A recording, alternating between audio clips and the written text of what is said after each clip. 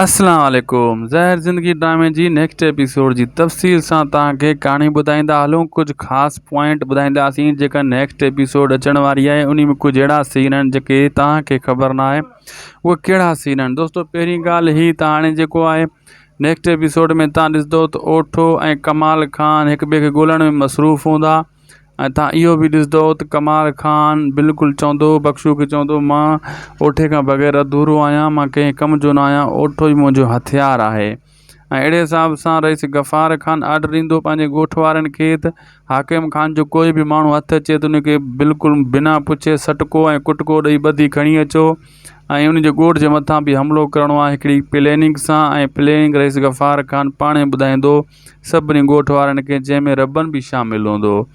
ऐं तव्हां इहो बि ॾिसंदो त आमिर शक कयूं वेठो आहे रबन जे मथां ऐं रईस गफ़ार खान आमिर खे सम्झाईंदो त रबन गदार न आहे, रबन जेको आहे बसि बेवकूफ़ी कई आहे, लेकिन दिलि जो सचो आहे उहो हिन टाइम मतिलबु हिकिड़े मजबूरी में आहे, बाक़ी हू गदार न आहे, उन जे शक नथो करे सघिजे। आमिर खे रईस गफ़ार खान सम्झाईंदो। ऐं बाक़ी रबन जेको आहे हाणे वारिस सां गॾिजी उहो क़दम खणण जी कोशिशि कंदो त कोई बि माण्हू हथु अची वञे। हाणे ओठो ऐं कमाल खान ॾुखिया हथ ईंदा इन्हनि खे।